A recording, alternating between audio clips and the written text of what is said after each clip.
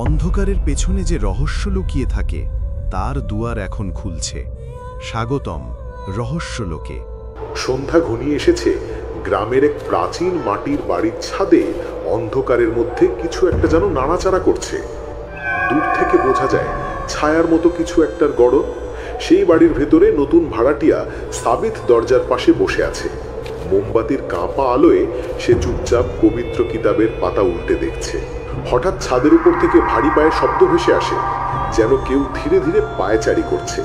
সাবিত জানালার পাশে গিয়ে তাকায়। ছাদের কোনায় কিছু একটা দাঁড়িয়ে আছে, গা ছমছমে এক গড়ন। সে ডাকে তার মাকে। মা এসে বলে, ওটা কিছু না, ছাদে বিড়াল ওঠে প্রায়ই। মা চলে গেলে সাবিত লক্ষ্য করে ছায়াটা নড়ছে না একটু। সেদিন রাত ৩:১০ আবার একই শব্দ।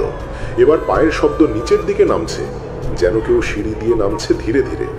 সাবিত সাহস করে দরজা খুলে বাইরে যায়। চারপাশে কুয়াশা, বাতাস থেমে গেছে।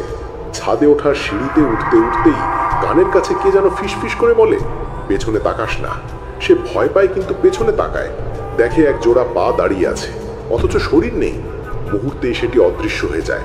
ছাদ নিস্তব্ধ ও শীতল। পরদিন সাবিত পুরনো বাড়িওয়ালার কাছে জানতে চায়, এই বাড়িতে কি কেউ মারা গিয়েছিল? বৃদ্ধ ধীরে বলে, ও ঘরে একবার একটা বাচ্চা হারিয়ে গিয়েছিল, খুঁজেও পাওয়া যায়নি। সেদিন রাতে আবার সেই ফিসফিস, তুই দেখবি তাই না? ঘরের জানালার ফাঁক দিয়ে হালকা কুয়াশা ঢুকে পড়ছে। দেয়ালে দেখা যাচ্ছে একটা ছায়া, ঠিক সাবিতের মতো দেখতে। অথচ সাবিত তখন বিছানায় বসে। ছুটে বাইরে বের হয়ে যায় সে। জানালার ওপাশে সেই ছায়াটা এখনো তাকিয়ে আছে নিঃশব্দে। পরদিন এক হুজুরকে ডাকা হয়।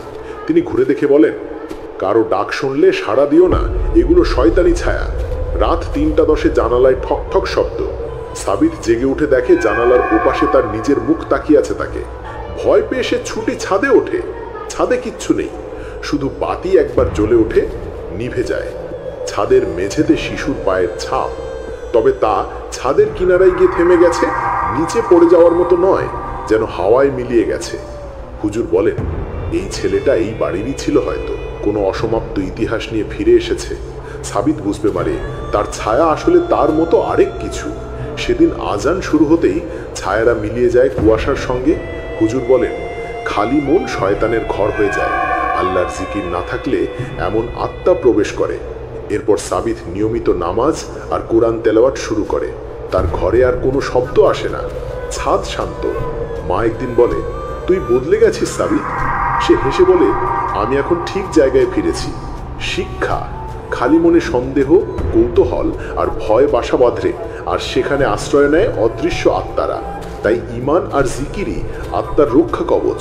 কোরআনের আলোই অন্ধকারের বিপরীতে সবচেয়ে বড় ঢাল।